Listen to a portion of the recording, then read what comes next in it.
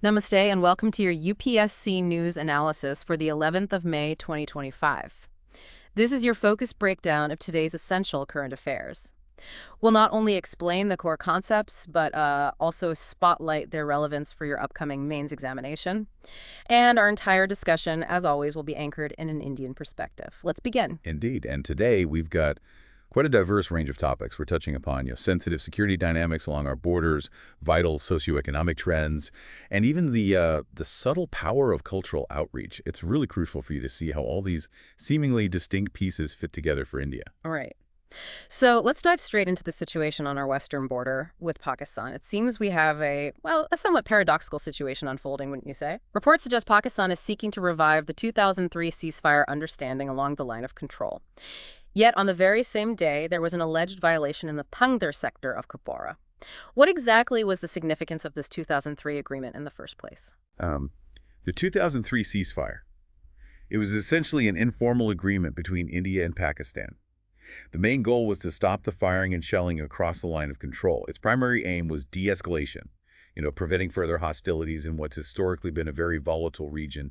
It wasn't a formal treaty as such, more like a mutual understanding reached at the military operations level. The key thing was hope for stability. Right. And just a quick reminder for everyone, what exactly is the line of control? It's the de facto border. It divides the Indian and Pakistani-administered parts of Jammu and Kashmir, and regrettably, this line has frequently seen cross-border violations, shelling, firing, often leading to heightened tensions and, sadly, loss of civilian life.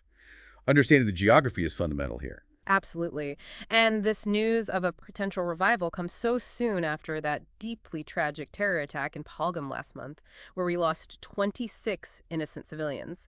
India, quite understandably, promised a strong response. It feels like we're constantly navigating this complex space where, the policy is terror and talks cannot go together. A very firm stance, especially post-Pulwama and Uri. Precisely. India's position has been stated unequivocally. Any meaningful dialogue really hinges on Pakistan taking verifiable, sustained steps to curb terrorism originating from its soil. The Pahalgam attack, a deeply painful event, only reinforces the urgency, the rationale behind this firm stance, and the need for decisive action against terror. Now, there are these reports circulating about possible U.S. involvement in facilitating this diplomatic move, the ceasefire revival. Is there any official confirmation from either side? Officially, no. Both India and Pakistan have maintained silence regarding any third-party facilitation. Such back-channel communications often proceed with a degree of discretion, But look, it's not uncommon for global powers to try and de-escalate tensions in such a delicate region. So these reports, while unconfirmed, they do carry a certain plausibility. Okay. You mentioned the 2003 understanding was informal, initiated during the Vajpayee-Musharraf era, definitely a prelims point there. Yeah. Considering our current strategic thinking, how might this potential revival align with, say, the Doval Doctrine we often hear about? Well, the Doval Doctrine, in essence, it advocates for a strategy that blends proactive security measures with diplomatic engagement. It's a mix. It suggests India should be ready to firmly defend its interests, including taking strong action, while simultaneously keeping channels for dialogue open where possible. So a willingness to consider reviving the ceasefire that could be seen as fitting within the diplomatic dimension. Even as India maintains its strong posture against terrorism, like the post-2016 surgical and Balakot strikes showed, zero tolerance. And are there established ways for India and Pakistan to, de-escalate when things heat up along the border? Yes. There are established institutional mechanisms. The primary one is DGMO-level talks. That's the Directors General of Military Operations from both sides. Plus, the Ministry of External Affairs coordinates closely with the National Security Advisor and the armed forces on these sensitive matters. And it's worth remembering, while the UN Military Observer Group, UNMOGIP, exists, India doesn't actually recognize its mandated role. Okay, so putting this all together, what are the crucial takeaways for mains prep concerning these current dynamics along the losses? The most significant insight, I'd say, is the palpable lack of trust. That reported violation on the same day as the diplomatic outreach. It speaks volumes, doesn't it? Cross-border terrorism remains the core impediment. It underscores this persistent terror state nexus. Right, so trust is the core issue. Absolutely. And then there's the practice of back-channel diplomacy itself. It raises legitimate questions about transparency, about parliamentary oversight in critical security matters. Also, any hint of international involvement or mediation immediately touches upon fundamental concerns of national sovereignty. And, broadly, It directly impacts our national security, civilian safety near the law, defense preparedness, and our foreign policy, particularly bilateralism. Domestically, it fuels nationalist sentiments. Finally, there are these inherent ethical dilemmas, balancing peace versus defending sovereignty, managing war rhetoric in public discourse. That really lays it out clearly. So what are the suggested ways forward mentioned in our sources for navigating this complex situation? The sources point towards a multifaceted approach. First, prioritize transparent dialogue through official channels. Second, hold Pakistan demonstrably accountable. Demand credible, verifiable guarantees against terrorism before any substantive engagement. Third, adopt a people-centric approach, enhance civilian protection near the Lost Sea. Fourth, continue active international diplomacy. Keep exposing Pakistan's role at forums like FATF and the UN. And finally, strengthen our own border management, integrate advanced tech, enhance intelligence gathering. Okay, let's shift focus now. From the complexities at the border to some potentially positive news on the weather front. The southwest monsoon is forecast to arrive in Kerala around May 27th, about a week early. For India, the monsoon is so much more than just rain. It's really the engine of our economy, isn't it? Absolutely. The southwest monsoon, generally June to September, it's the lifeblood of India. It delivers about 75% of our total annual rainfall. It's basically a seasonal reversal of winds that brings this crucial precipitation, fundamental to shaping our agricultural cycles, impacting so many sectors. India's deep reliance is the key point. And the IMD, the India Meteorological Department, plays such a critical role here, tracking and predicting it. Precisely. The IMD is the main agency responsible for monitoring and forecasting the monsoon. Its onset, progress, intensity. They use the long period average, the LPA, which is about 87 centimeters for India, as a key benchmark to assess the current monsoon against. We also hear a lot about the Kharif season linked to the monsoon. How do they connect? Right. The Kharif season is India's main cropping season, and its start is directly tied to the monsoon rains arriving. Key Kharif crops sown then include staples like rice and maize, and also important commercial crops like cotton and soybean. So this forecast of above normal rainfall, 105% of LPA this year. That sounds like really positive news for the economy, wouldn't you say? It certainly seems encouraging, yes. The IMD attributes these favorable conditions to a weakening El Niño and a strengthening Indian Ocean Dipole, or IOD. Generally, a positive IOD phase means more rain for India, often contrasting with El Niño, which can suppress the monsoon. This interplay is key for agriculture. And the government has various schemes to manage this monsoon dependence and mitigate risks, right? Yes, several key interventions. The National Monsoon Mission aims to improve forecasting. Then there's PMFBY, the Pradhan Mantri Fasal Bima Yojana for crop insurance against weather losses. Agromet services offer localized advisories to farmers. And there are coordinated preparedness plans involving agriculture and Jal Shakti ministries for both deficit and excess rainfall scenarios. Now, even with an optimistic forecast, there must still be potential challenges, implications for Maine's prep. Oh, indeed. An early onset, while seeming good, carries the risk of being a false start if the rains don't sustain. That could lead to crop failures if farmers sow too early. We also constantly grapple with uneven distribution floods in some areas, droughts in others. And despite irrigation advances, about 50% of our agriculture is still rain-fed, heavily reliant on the monsoon. On the plus side, a good monsoon boosts farm output, especially in rain-fed areas, stimulates rural demand, helps control food inflation, benefits hydropower. But we also need to watch out for negatives. Potential health risks like waterborne diseases, environmental issues like landslides in hilly regions. And what about the ethical and governance side of the monsoon's impact? Issues of climate justice are huge. Poor, marginalized farmers are disproportionately affected by the monsoon's variability. Ensuring robust disaster resilience, equitable access to early warnings, effective relief that's a critical governance responsibility. So what are the suggested ways forward for better managing the monsoon and its effects? The sources emphasize constantly refining forecast models using AI, local indicators, empowering farmers through education via KDK's Krishi Vigyan Kendras on adaptive sowing techniques, strengthening crop insurance like PMFBY for timely support, and prioritizing comprehensive water management, groundwater recharge, wider adoption of micro-irrigation. Okay, let's turn now to a persistent environmental challenge up north, air pollution. The CAQM, the Commission for Air Quality Management, has directed the formation of Parali Protection Forces. To understand this, could you first explain what Parali is and why managing it is so critical? Right. Parali, or stubble, is the crop residue left after harvesting paddy, wheat, and so on. In states like Punjab, Haryana, UP, a common practice has been burning this stubble. It's a quick, cheap way for farmers to clear fields for the next sowing. But, and this is the critical part, this burning is a major contributor to the severe winter smog and dangerous PM 2.5 levels that plague North India, especially Delhi NCR. It's a huge air quality and public health issue. And the CAQM itself, what's its specific mandate here? The TAQM is a statutory body, set up in 2020 under the Air Act of 1981. Its primary job is regulating and improving air quality, specifically in Delhi NCR and adjoining areas. It falls under the Ministry of Environment, Forest, and Climate Change. We also saw the term red entry mentioned. What does that mean in relation to stubble burning? A red entry in government records. It basically marks a farmer as a confirmed repeat offender, someone violating the stubble burning ban. This can lead to more punitive actions beyond just fines.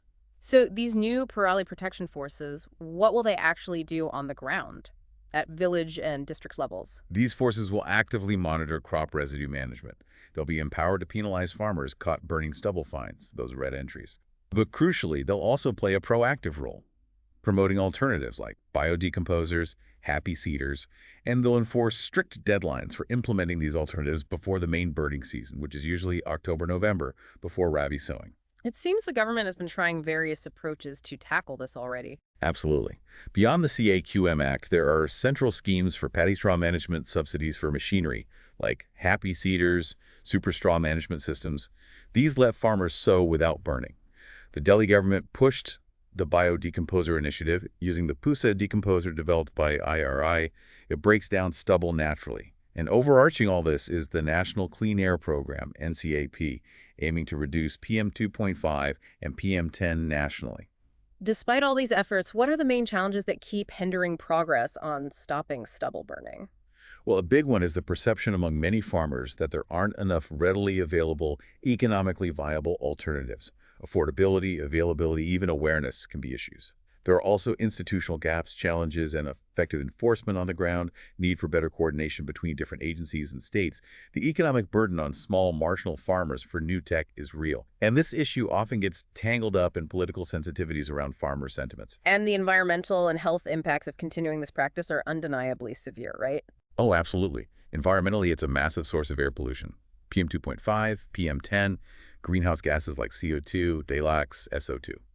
This has profound health impacts, contributing significantly to respiratory illnesses, especially for kids and the elderly. Plus, it worsens climate change and degrades soil health by killing beneficial microbes. From a governance view, it highlights challenges in center-state coordination and implementation gaps in getting machinery and alternatives widely adopted. So what are the ways forward suggested to make these Parali Protection Forces and other initiatives more effective? Recommendations include fostering more community-level action, getting panchayats, self-help groups involved in enforcement, and promoting alternatives, providing better financial and logistical support to incentivize adopting alternatives, encouraging more tech innovation, like in biomass to energy, to create economic uses for stubble, and ensuring stricter compliance and awareness using tech like mobile apps and remote sensing for monitoring. Okay, let's shift gears now to a more concerning area, national security, specifically cybersecurity. Reports indicate a surge in cyber attacks after something called Operation Sindor. Could you first explain what a cyber attack generally involves, and then give us some context on this Operation Sindor? Right. A cyber attack is basically a deliberate, malicious attempt to exploit vulnerabilities in computer systems, networks, or devices. It can take many forms: malware, phishing to steal credentials, or distributed denial of service, DDoS attacks, which overwhelm servers with traffic. Right. Now, Operation Sindor, this is reportedly the code name for India's counter-terror offensive launched after the tragic Pahalgam attack. Details are limited, but it likely involved targeted actions against terror infrastructure across the border. Understanding this context is key to assessing the reported cyber response. And this reported operation seems to have triggered a digital retaliation. Yes. According to reports from the Maharashtra Cyber Department, there's been a significant spike in cyber attacks targeting Indian servers following Operation Sindor. The targets reportedly include government departments, .gov.in domain, defense-related institutions, and email servers. The attack patterns observed include phishing with Trojans, ransomware attacks trying to encrypt data for ransom, and suspected state-sponsored DDoS attempts aimed at disruption. Has the government issued any alerts or advisories about this surge? Absolutely. CERT-IN, the Indian Computer Emergency Response Team, our nodal agency under MITI for cyber threats, has reportedly issued nationwide alerts to relevant government bodies, critical infrastructure providers, and others. What measures does India already have in place to counter cyber threats and protect our digital infrastructure? We have several key initiatives. The Cyber Part Initiative promotes awareness and capacity building. There's the National Cybersecurity Policy from 2013, though an updated version is pending. CERT-IN, as mentioned, handles incident response. NCI-IPC, under NTRO, protects critical information infrastructure. And the proposed Digital India Act aims to replace the IT Act with a more modern framework for data protection and cybercrime. Despite these measures, what vulnerabilities and challenges does India still face in cybersecurity? A significant challenge is the often inadequate cyber infrastructure in many government portals. They might lack robust defenses against sophisticated attacks. Then there's the serious, persistent threat from state-sponsored actors.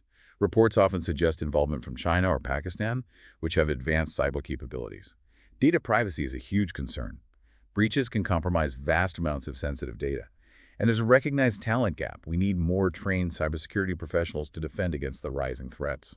What are the broader strategic implications for India from these kinds of cyber attacks, especially state-sponsored ones? The ramifications are far-reaching. National security-wise, strategic assets and sensitive databases are at risk. Economically, ransomware or DDoS attacks on critical infrastructure like banks or power grids can cause massive disruption and financial loss.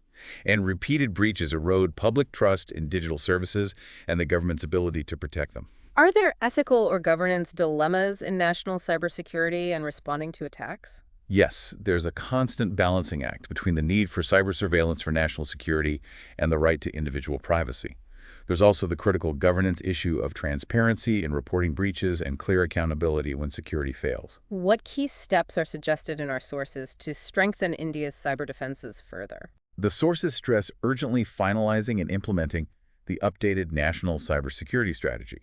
Conducting regular, realistic cyber drills across government and critical infrastructure is essential. Adopting a zero-trust architecture, assuming no user or device is inherently trusted, is seen as crucial. Enhancing international cooperation with allies for threat intelligence sharing is vital. And finally, comprehensive public awareness campaigns about phishing, strong passwords. That's a fundamental layer of defense. Let's move now to a significant socio-political development. The announcement about a House committee deliberating on OBC caste enumeration in the census.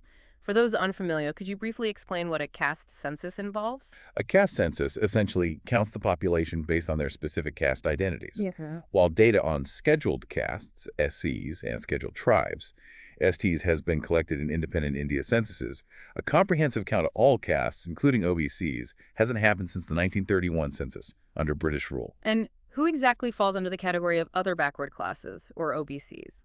OBCs are communities officially recognized as socially and educationally disadvantaged. This recognition makes them eligible for reservations in education and government jobs under Articles 15.4 and 16.4 of the Constitution.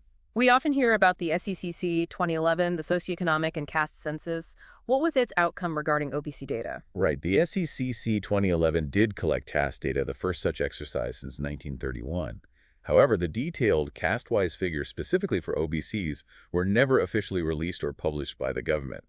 This led to persistent demands for current, comprehensive OBC population data. And a House Committee of Parliament, what's its role in this specific context? A House committee is made up of MPs, set up to examine a particular issue in detail and provide recommendations to the government. In this case, the committee will assess the feasibility of including OBC caste enumeration in the next national census. They'll also look at using the historical 1931 data as a baseline.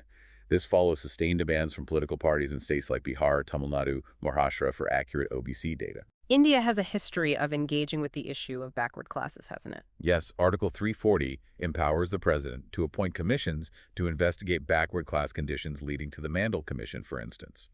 More recently, the National Commission for Backward Classes, NCBC, got constitutional status via the 102nd Amendment Act in 2018, strengthening its role. And we have the precedent of the Bihar Caste Survey in 2022, providing detailed state-level data. Considering this move towards OBC enumeration, what are the key issues and potential challenges for mains prep? Several things. There's the risk of data politics data being used selectively for political gain. It also carries the potential to Well, exacerbate social tensions and revive caste identity politics.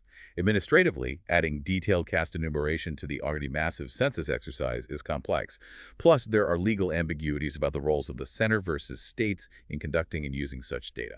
And what could be the potential impact of having this comprehensive OBC data?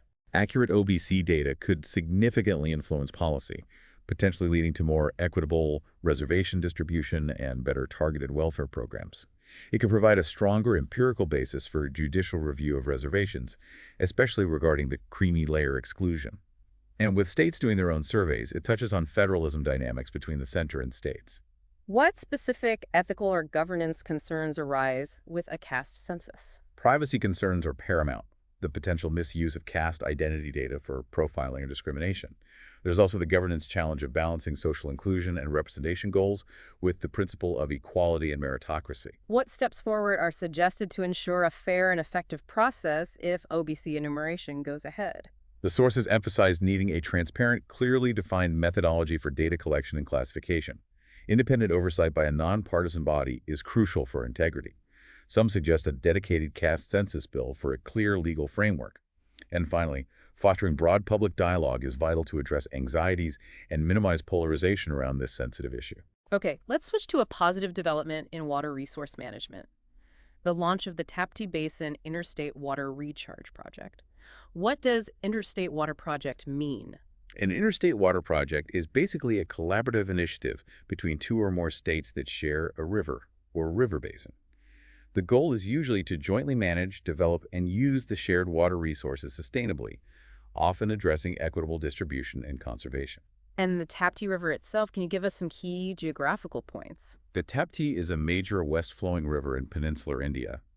It originates in MP, flows through Maharashtra and Gujarat, and empties into the Arabian Sea. Knowing its course helps understand the project's significance. This initiative is called a water recharge project. What does that mean practically? A water recharge project aims to boost groundwater levels. It typically involves techniques to capture and store surface water, especially during monsoons, allowing this water to slowly seep into the ground and replenish aquifers. It's also called artificial aquifer recharge. The goal is improving groundwater availability. What are the specific components and goals of this new Tapti Basin project? It's a joint project between MP and Maharashtra. The main goals are improving groundwater recharge in the Tapti Basin and promoting sustainable management of monsoon runoff. Components include building check dams and percolation tanks to capture water for infiltration. It also uses GIS and remote sensing to map suitable recharge areas, involves community participation, and promotes micro-irrigation, especially in tribal areas. It's noteworthy as perhaps the first major interstate groundwater project since Saley talks about the Godavari Marathwada link revival. The government has been pushing for better water management and interstate cooperation, right? Absolutely. We have the Interstate River Water Disputes Act, 1956, for resolving conflicts. The Atal Pujol Yojana focuses on sustainable groundwater management via community participation. The Jal Shakti Abhiyan promotes water conservation and rainwater harvesting nationwide. And the National Water Policy advocates for integrated basin-level planning. It's also relevant that the Deccan Trap region, underlying much of the Tapti Basin, has hard rock aquifers with naturally low recharge rates. What are the potential challenges and key mains-relevant aspects of this type of project? A primary challenge is often conflicting interests between states over water allocation and use. Climate variability adds complexity to long-term planning. Ensuring effective institutional coordination across state lines can be tough. Data sharing gaps and lack of trust between states can also hinder progress. And the anticipated positive impacts if such projects succeed. Success in the Tapti project could significantly boost water security, drinking water, agriculture in drought-prone areas like Vidarbha and tribal MP. It can support both Kharif and Rabi crops by improving post-monsoon water availability. It could help slow down groundwater depletion and have positive environmental impacts, biodiversity, reduce desertification. Any specific ethical or governance considerations with these projects? Ensuring equitable access to water for all communities, especially marginalized groups, is key ethically. Transparency in planning, implementation, monitoring, and meaningful community participation are crucial governance principles to prevent elite capture and ensure inclusive, sustainable outcomes. What are the suggested ways forward to replicate successful models like this elsewhere? The Tapti project is seen as a potential model for other stressed interstate basins, like the Mahanadi or Krishna. Strengthening the Central Groundwater Board's (CGWB) role in governing interstate aquifers is recommended. Promoting community-led water budgeting at the panchayat level fosters ownership. And developing a comprehensive national groundwater code could provide a unified legal framework for managing cross-border aquifers more effectively. Right. Let's turn now to international finance and diplomacy. India recently abstained from an IMF vote on aid to Pakistan. Could you briefly explain the IMF's role and what a bailout package is? The IMF, the International Monetary Fund, provides financial aid and policy advice to member countries facing economic instability or balance of payments issues. A bailout package from the IMF is typically a large loan, often with conditions attached. These conditions usually involve economic reforms aimed at stabilizing the economy, addressing root causes of distress, and ensuring debt sustainability. India's foreign policy has a consistent stance on cross-border terrorism and regional peace, hasn't it? Yes, a cornerstone is its zero tolerance for terrorism. And India consistently says meaningful economic cooperation needs sustained peace and security in the region. This often guides its interactions and positions internationally. Diplomatically, what does it mean to abstain from a vote? Abstaining means a country chooses neither to vote for nor against a resolution or decision. It's a neutral stance. It might indicate reservations, a desire not to take a firm position then, or perhaps insufficient information or consensus. So what were the specifics around India's abstention on this IMF vote for Pakistan aid? India abstained on a proposed $2.4 billion bailout loan for Pakistan at the IMF Executive Board. Explaining its decision, India cited concerns about potential misuse of funds, Pakistan's continued support for cross-border terror, and a perceived lack of transparency in its fiscal governance. Despite India's abstention, the loan was approved due to majority support, including from China and Gulf nations. India's position on financial aid to Pakistan has been pretty consistent over time, hasn't it? Yes, generally India maintains that substantial economic support should be contingent on Pakistan taking credible, verifiable steps to dismantle terror infrastructure and contribute to regional peace. This reflects long-standing security concerns. Could you give us some background on India's own relationship with the IMF? India is a founding member. It holds a significant quota, around 2.7%, determining its contributions, borrowing access, and voting power, about 2.6%. India has consistently advocated for IMF quota reforms to better reflect emerging economies' weight.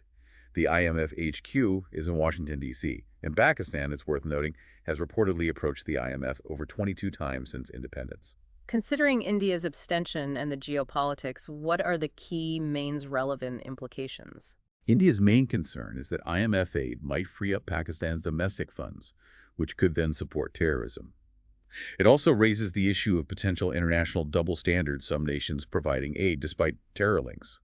It brings up questions about IMF credibility if loans continue without robust safeguards in challenging contexts. Impact-wise, it underscores a widening trust deficit in India-Pakistan, ties and highlights India's assertive stance in multilateral bodies. It also affects South Asian stability and emphasizes the India-China strategic rivalry.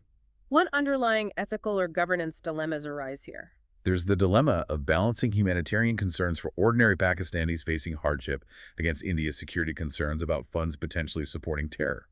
It also underscores the need for global governance reform in institutions like the IMF for greater transparency, accountability, and maybe incorporating security conditionality. What ways forward are suggested in light of this? Suggestions include India advocating for greater accountability within the IMF, pushing for stronger conditionality related to financial transparency and anti-terror commitments, coordinating diplomatic efforts with like-minded countries sharing similar concerns, exploring alternative channels for direct humanitarian aid to Pakistani people, bypassing state actors perceived to support terror, and strengthening India's own IMF role by advocating for a higher quota reflecting its economic stature. Let's move to a positive story now in public health. Select states have achieved UN SDG targets on maternal and child mortality ahead of schedule. Can you remind us about the SDGs and these specific health targets? Right. The UN SDGs are 17 global goals adopted in 2015 for a sustainable future by 2030. SDG 3 focuses on good health and well-being. Key targets include reducing the maternal mortality ratio, MMR, to less than 70 per 100,000 live births, and the under 5 mortality rate, U5MR, to below 25 per 1,000 live births. These are significant improvements. Just for clarity, can you define MMR and U5MR? Sure. MMR is the number of maternal deaths during pregnancy, or within 42 days of its end, per 100,000 live births. U5MR is the probability of a child dying between birth and age 5 per 1,000 live births. Both are key public health indicators. So, which Indian states have reportedly hit these SDG targets early? According to a Niti Aayog and Health Ministry report, Kerala, Maharashtra, and Tamil Nadu have already met the SDG targets for both MMR and U5MR. This is significant progress well before 2030. Kerala's figures are particularly low, MMR around 30, U5MR about 6. Tamil Nadu has MMR 55, U5MR 15, Maharashtra MMR 60, U5MR 20. What factors likely contributed to these impressive results in these states? Generally, these states benefit from relatively strong public health systems, high rates of institutional deliveries, the dedicated ASHA worker network, effective maternal care programs, and higher female literacy and women's empowerment compared to many other states. Kerala especially has consistently led in public health, literacy, and HDI rankings, which plays a big role. What national government initiatives likely supported this progress? Several national programs have been instrumental. The National Health Mission, NHM, including JSY and JSSK, promotes institutional deliveries and free care for mothers and newborns. Poshan Abhiyan addresses malnutrition, a key factor in child mortality. Ayushman Bharat's health and wellness centers expand primary care access. Quality initiatives like Lasha, labor room quality, and Saman, safe maternity care, are also vital. Plus, integrating IMR-MMR targets into Niti Aayog's SDG India Index helps track progress. While this news is encouraging, significant health disparities still exist across India, don't they? Absolutely. While these states show great progress, huge disparities remain. States like UP, Bihar, MP still face considerable challenges with higher mortality rates. These disparities are often linked to inadequate rural health infrastructure, higher malnutrition and anemia, adverse social determinants like low literacy, early marriage, and limited access to quality care in remote areas. So what lessons can be learned from the leading states, and what's the way forward for improving maternal and child health nationwide? The success stories offer valuable lessons. Strong community-based healthcare, effective use of birth attendants, robust village-level tracking, strengthening rural health infrastructure, more CHCs, PHCs, trained A&Ms is crucial. Using data-driven interventions via HMIS for real-time monitoring and targeted action is key. And finally, a more integrated approach linking health, nutrition, sanitation, and education programs, especially targeting adolescent girls and pregnant women, is essential for sustained improvement across India. Okay, let's switch gears to a different kind of global event starting in India. The Miss World 2025 pageant has kicked off in Hyderabad. This isn't just about beauty, right? There's a cultural diplomacy angle. That's correct. Events like Miss World can contribute to a nation's soft power influencing global perceptions through culture and values rather than coercion. Hosting such a prestigious international event is a form of cultural diplomacy, using cultural elements to promote understanding and enhance the nation's image. Miss World itself emphasizes humanitarian work via its Beauty with a Purpose platform, adding another dimension. And the opening in Hyderabad seems to have heavily featured Telangana's culture. Indeed. The launch showcased Telangana's diverse heritage.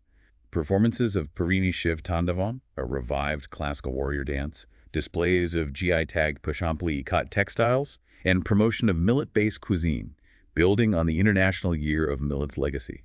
Delegates from over 100 countries, cultural ambassadors, officials attended. Sounds like the government is actively leveraging this event. Yes, the Ministry of Culture and Tourism supported it under initiatives like Ek Bharat Shrestha Bharat, promoting national integration, and Dekho Apna Desh, encouraging domestic tourism. The Telangana government is also actively using it to promote local arts, crafts, and tourism globally. This aligns with India's broader soft power strategy promoting yoga, cultural festivals, etc. The recent G20 presidency also emphasized culture's role in international cooperation. What are the potential benefits and maybe challenges of hosting such a large event from a Maine's perspective? Positives include boosting tourism, enhancing India's global brand, economic benefits for local artisans and hospitality, and national pride, potentially reviving art forms. Challenges: risk of cultural commodification, oversimplifying traditions for entertainment, representation imbalance if some cultures are showcased more than others, and logistically, managing an event with 100+ countries requires huge infrastructure and planning.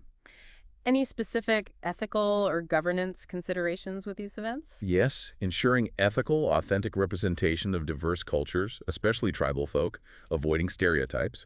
There are also ongoing global discussions about gender representation and moving beyond stereotypes often associated with beauty pageants.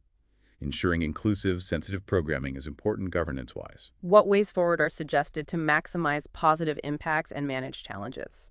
Recommendations include comprehensive cultural mapping to document and promote heritage digitally, empowering local artisans via global e-commerce and design collaborations, implementing sustainable tourism policies so events don't harm local environment or heritage, and promoting gender-sensitive programming, highlighting women's empowerment, moving beyond just aesthetics. Finally, a very significant security development.